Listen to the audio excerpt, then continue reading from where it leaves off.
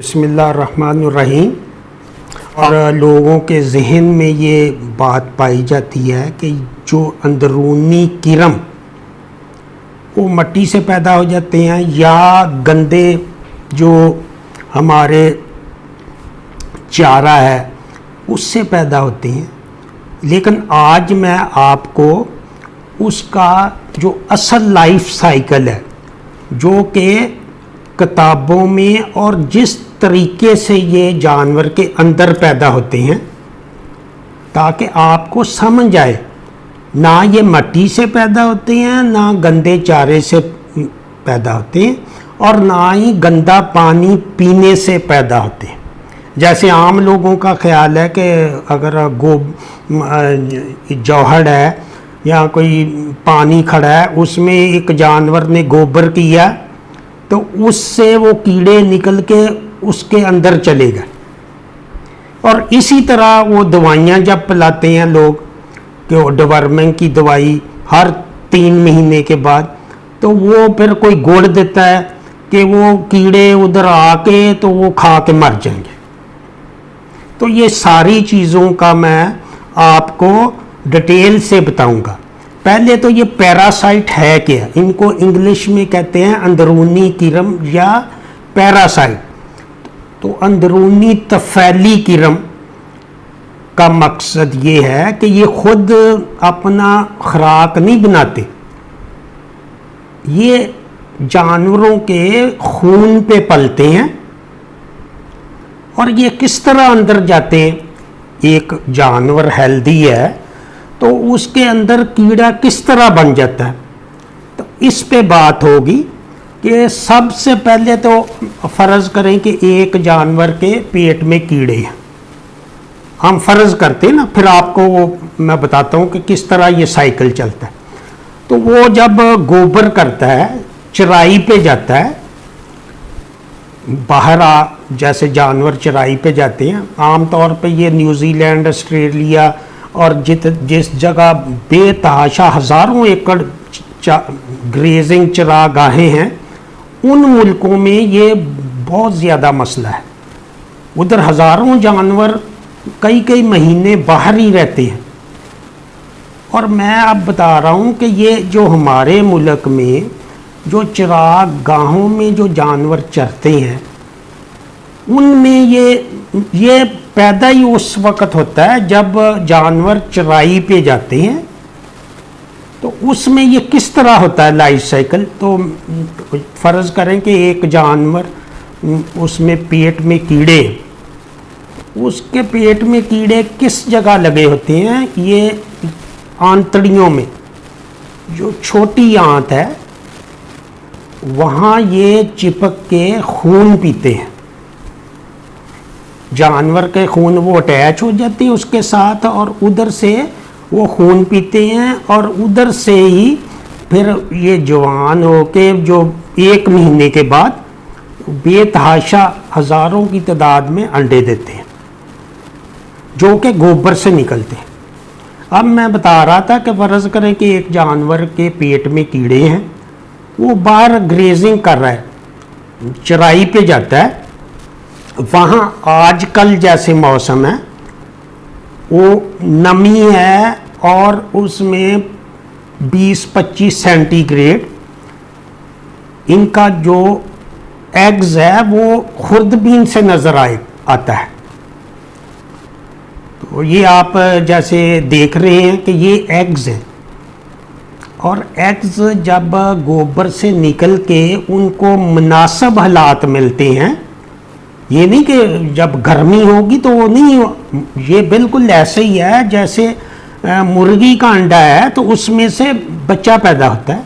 इसी तरह इस एग से, अंडे से जो कीड़ा है, राउंड वर्म है, वो तो नज़र आते हैं, कीड़े नज़र आते हैं, लेकिन ये जो एग्स हैं लेबॉर्ट्री में आप देखेंगे तो ये इस तरह नज़र आएंगे आपको। लेबॉर्ट्री में जब गोबर को चेक करते हैं माइक्रोस्कोप के नीचे तो ये इस तरह चेक नज़र आते हैं। तो ये जब गोबर में पड़े रहते हैं घास पे या खुली जगह पे, तो उसमें से इसके लार्वे निकलते हैं। और पहली स्टेज में जो लार्वा होता है उसको L1 स्टेज कहते हैं। L1 स्टेज, फिर इसके बाद वो शक्ल बदलता है, उसको कहते हैं लार्वा 2, L2 स्टेज। ये जैसे आप देख रहे हैं उसमें चेंज आएगी। और इसके बाद कुछ वक्त के बाद जिस तरह के मौसमी हालात अच्छे हों तो ये जो एक हफ्ते में ये बच्चा भी निकल आता है उसका, जैसे आजकल मौसम है कि 25 सेंटीग्रेड है, नमी भी है, मुनासिब हालात हैं। तो L3 स्टेज पे ये गोबर से निकल के, तो जब नमी होती है या उसमें ये 2-3 महीने तक रह सकते हैं अगर मौसमी हालात आज जैसे हों, बरसात है। लेकिन ये गर्मियों में ये ज़्यादा देर ज़िंदा नहीं रह सकते। तो वो जब बारिश होती है या नमी पड़ती है तो वो उस जगह घास के ऊपर लग जाते हैं। L3 स्टेज, ठीक है। वो L3 स्टेज पे जब कोई भी जानवर चराई के लिए आएगा तो उसके अंदर ये L3 लार्वा, L2 अगर जाएगा तो नहीं बनेगा, अंडे उसके जाएंगे तो नहीं बनेगा। फर्ज करो पानी में एक गोबर करता है, उसमें अंडे चले गए तो वो पानी पिया तो उससे कीड़ा नहीं पैदा होगा। इसी तरह गोबर लग गया आपके चारे पे तो उससे कीड़ा नहीं पैदा होगा।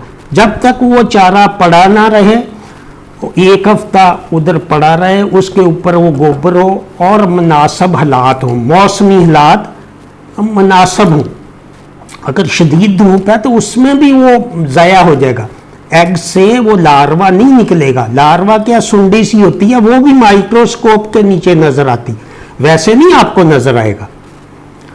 जब आप माइक्रोस्कोप के नीचे रखेंगे तो इस पे बहुत सारी रिसर्च हुई है। नेशनल पैरास्टोलॉजी का पूरा 2 साल पढ़ाते हैं, इसमें बेतहाशा किस्में हैं, लेकिन उनका लाइफ साइकिल एक ही है।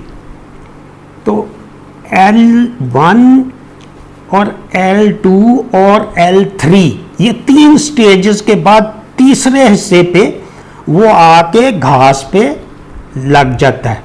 और उसका भी कोई टाइम है, चंद हफ्ते, वरना वो ज़ाया हो जाएगा। अगर उधर जानवर ने चराई नहीं की तो वो ज़ाया हो जाएगा। इस तरह से वो हज़ारों जो लार्वे हैं वो घास पे आके लगते हैं। तो जो जानवर बंधा रहता है, अब ये बड़ी अहम बात है कि हमारे पंजाब में को गुजरांवाला सियालकोट साइड पे तो छोड़ते हैं लोग, जब आजकल बारिश होती है तो जानवर छोड़ देते हैं भी घास चरे, वहाँ और भी जानवर आते हैं।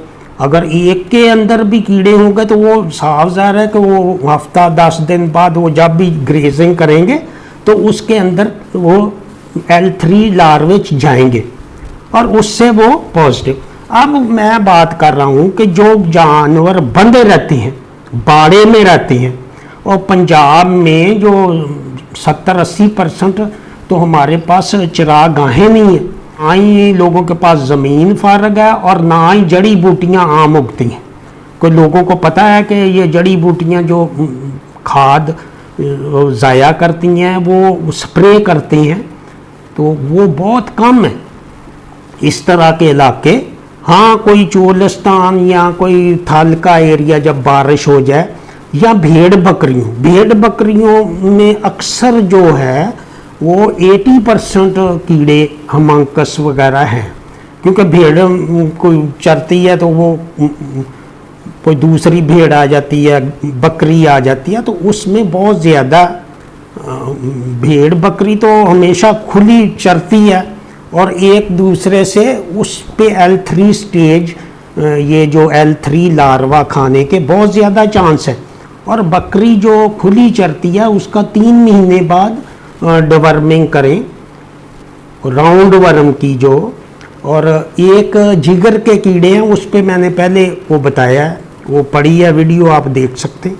तो ये 2 किस्म के किरम हैं। आज बात हो रही है राउंड वर्म, जो वो आंतड़ियों के कीड़े, उसमें टेप वर्म है, राउंड वर्म है और एक ट्रीमाटोड्स है। 3 किस्म के कीड़े होते हैं। तो एक राउंड वर्म होते हैं, एक टेप वर्म होते हैं, फीता नुमा कीड़े, ये भी आंतड़ियों में पाए जाते हैं। तो आज ये इन दोनों की बात हो रही है, टेप वर्म और राउंड वर्म। और राउंड वर्म में कोई 15-20 किस्म के आगे उनकी नस्लें हैं, लेकिन वो बेसिकली वो एक ही दवाई से ख़त्म हो जाते हैं। अगरचे वो 10-15 किस्म के कीड़े हैं, लेकिन उनको आप ऑक्सफेंडाजोल दें या अगर लीवर फ्लू का इलाका है तो उसमें वो ब्रॉड स्पेक्ट्रम दें, जिसमें लीवर फ्लू की भी दवाई है और राउंड वर्म की भी है, जैसे नीलजान वगैरह। तो ये मैं बात बता रहा था कि जो हमारे साथी ये समझते हैं कि हर 3 महीने बाद वो जानवरों को दवाई पिलाओ, अब ये आम ज़हन में बात बैठ गई है कि जो भी जानवर रखता है वो अस्पताल जाता है, वो कहता है जी जानवर कमज़ोर हो गए।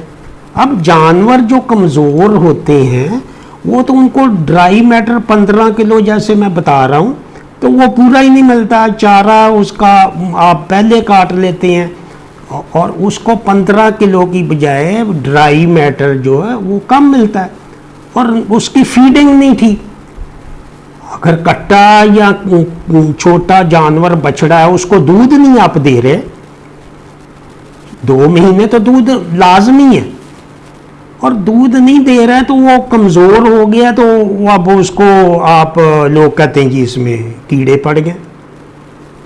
ये बात बिल्कुल गलत है।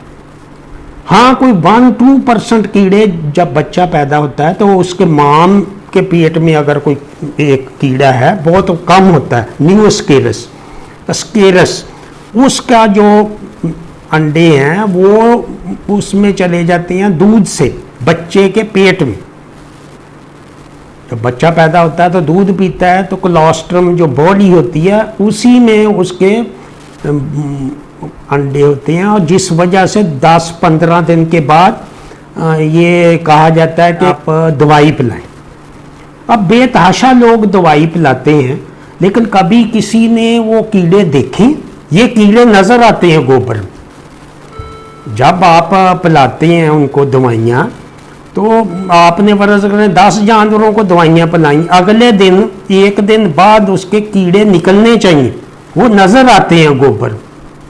अब आप जो जानवर बंधे हुए हैं, अब मंडी से लिया तो उसकी आप डिवर्मिंग करें। आपको नहीं पता वो किस इलाके से आया, दरिया वाले इलाके से आया या चराई करता रहा या नहीं की। तो जब आपके पास जानवर आ जाए और वो चराई नहीं करेगा तो उस पे कोई चांस नहीं है, अंदर इसके भी कीड़ों का कोई चांस नहीं। और उसके अलावा जैसे मैंने अभी आपको एग्स दिखाए हैं, आप गोबर जाके चेक करवा सकते हैं लेबॉर्ट्री से। ये चीज़ें जो वहम है, जो हमारे हर जो आदमी है वो डिवर्मिंग करता है खुराक देने की बजाय, और वो बाई चांस 1-2 महीने बाद चारा सही हो जाता है, वो उनके दिमाग में यही आता है कि इसका वो दवाई पिलाई है, देखें जी इसकी सेहत ठीक होगी। ये बात बिल्कुल गलत है, 100% गलत है। अगर आपके जानवर बाहर चराई पे नहीं जाते या बाहर इस तरह के हालात नहीं है, तो आपको एक दफ़ा आप बस करें डिवर्मिंग, उसके बाद ज़रूरत नहीं, बार बार डिवर्मिंग करने की ज़रूरत नहीं है। बड़े जानवर जो बंधे रहते हैं या उनको आप चारा डालते हैं, बाहर चराई पे नहीं जाते, तो उसमें इसको दवाई की ज़रूरत नहीं।